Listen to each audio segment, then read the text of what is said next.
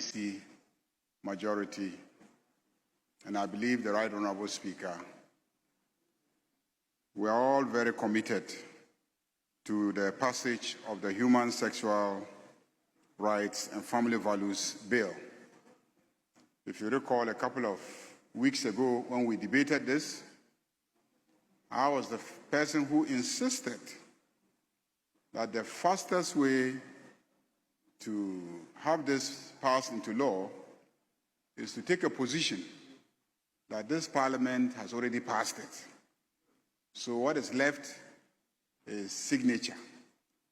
And I recall many on your side arguing against my position, and so Speaker ruled, and he ruled that so far as he is concerned, the life of the 8th Parliament had elapsed, and this is a new Parliament, and once it wasn't signed, it had to be reintroduced afresh and taken through all the stages.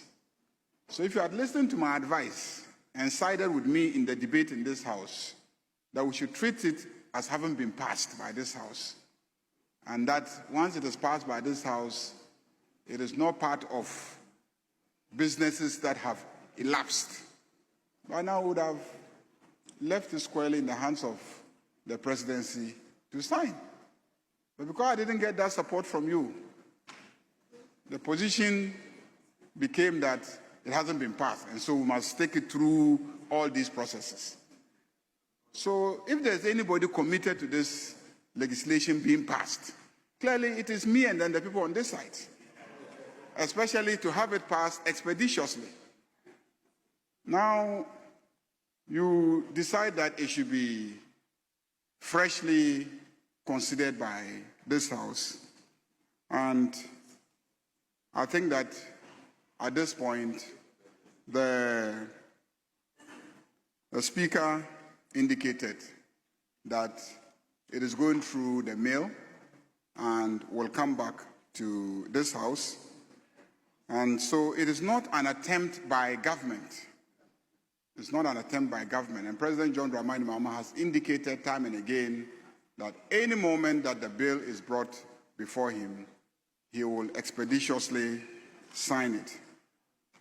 So my honorable colleague, Honorable Ntim Forjo, even though in the 8th Parliament, I really didn't see you actively involved in having this bill passed. I know you were a sponsor of the bill, but as we considered it, I didn't really see much of your involvement. I didn't really see. If you recall, it was my committee that it was referred to. It was my committee. And then I didn't see much of your own personal involvement. And so I am surprised that all of a sudden you think that this is an urgent matter that must engage a priority in terms of the work of this House. And also, when we were all putting pressure on President Akufo-Addo to sign, I didn't see you helping us to put pressure on President Akufo-Addo. I didn't see you. I didn't see you resisting, you know. And now you have found your voice, and you think that President John Dramani Mahama or the NDC is conspiring not to have the bill, you know, introduced and passed. I can assure you that we are very committed to having the bill introduced and passed.